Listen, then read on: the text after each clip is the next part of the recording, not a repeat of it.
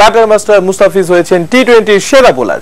বাংলাদেশ সময় রাত 9:30টায় নিজেদের ওয়েবসাইটে পুরস্কার ঘোষণা করে ক্রিকইনফো।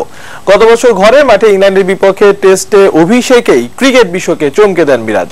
মাত্র 2 টেস্টে 15.63 গড়ে তুলে নেন রেকর্ড 19টি উইকেট। ক্রিকইনফো বলছে, জুনিয়র পর্যায় থেকে সর্বোচ্চ পর্যায়ে উঠে আসা মিরাজের উইকেট সংখ্যায় কেবল নজর কাড়া নয়, বরং তার সরল বোলিং স্টাইল এবং ডেলিভারির নৈপুণ্যে কল্পনাকে বাস্তবে রূপ দেওয়ার দক্ষতাকেই বিবেচনা করেছে তারা।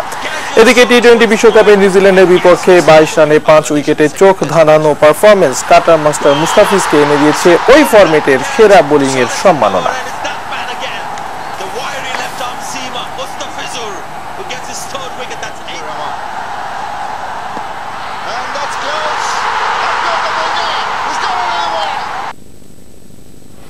শ্রীলঙ্কা সফরকে সামনে রেখে অনুশীলন ক্যাম্প শুরু করেছে বাংলাদেশ জাতীয় ক্রিকেট দল। মিরপুরে প্রথম দিনের সকালে জিমে ফিটনেস অনুশীলন করে সময় কাটান মাশরাফি তামিমরা, আর বিকেলে একাডেমি মাঠে অনুশীলন করেন টাইগাররা। চলতি বছরটা ব্যস্তভাবেই কাটছে বাংলাদেশ ক্রিকেট দলের। নিউজিল্যান্ড, ভারত সফর শেষ করেছে সাকিব তামিমরা। এবার মিশন শ্রীলঙ্কা। এই সফরকে সামনে রেখে অনুশীলন ক্যাম্প শুরু করেছে টাইগাররা। প্রথম দিনে নিজেদের ফিটনেস বাড়ানোর জন্য জিমে সময় কাটান সাবির সৌম্যরা, আর আগের দিনে ঐচ্ছিক অনুশীলনের অংশ হিসেবে জিম শেষ করায় মুশফিকুর রহিম এদিন একাডেমি মাঠে ঘাম ছড়ান। সঙ্গে ছিলেন মেহেদী মিরাজও।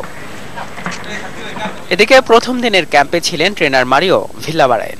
ধারাবাহিক সিরিজ থাকায় দল খুব একটা সময় পাচ্ছে না অনুশীলনের জন্য, তাই সিরিজের ফাঁকেই অনুশীলন করার কথা জানান তিনি। Because we don't have time for fitness camps, so whatever I do, it will have to be during the tour.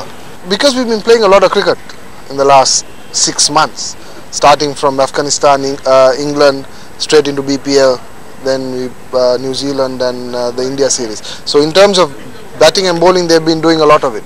এদিকে লঙ্কানদের বিপক্ষে পুরোপুরি ফিট হয়ে মাঠে নামতে পারবেন কাটার মাস্টার মুস্তাফিজুর রহমান। সঙ্গে ইমরুলের খেলার ব্যাপারেও আশাবাদী এই trainer. He's getting back to bowling fitness. He's bowling well according to the chairman and selectors. Well, Imrul is doing his rehab. He's doing his running. So we are doing his rehab things which are going on well. So now he has to play. I think he'll play a BCO again, and then we'll assess him then. শ্রীলঙ্কার বিপক্ষে অতীত ইতিহাস খুব একটা সুখকর নয়। তা সত্ত্বেও এই সিরিজে আশা যোগাচ্ছে সবশেষ সফরে সুখস্মৃতি। তারই পুনরাবৃত্তি প্রত্যাশায় দ্বীপপুঞ্জে যাবে Bangladesh. That is absolutely brilliant. Rohit Majumdar, ATN news, Dhaka. Bharat Australia test খবর জানাবো। ওকিফ ঘূর্ণিতে পুনে টেস্টের দ্বিতীয় দিনেই ব্যাকফুটে স্বাগতিক ভারত। দ্বিতীয় ইনিংসে অস্ট্রেলিয়ার লিড দাঁড়িয়েছে 298 রানের।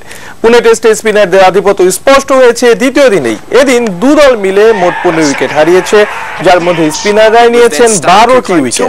ভারত তাদের দ্বিতীয় ইনিংসে বিপদে পড়ে স্টিভ ওকিফের বোলিংয়ে। ক্যারিয়ার সেরা বোলিং করা ওকিফ 6 উইকেট নিলে 105 রানেই অল আউট হয় ভারত। লোকেশ রাহুল করেন সর্বোচ্চ 64 রান। 2004 সালে 104 রানে অল আউট হওয়া ভারত 13 বছর পর প্রথম ইনিংসে আবারও কম স্কোরে অল আউট হয়েছে। এদিকে দ্বিতীয়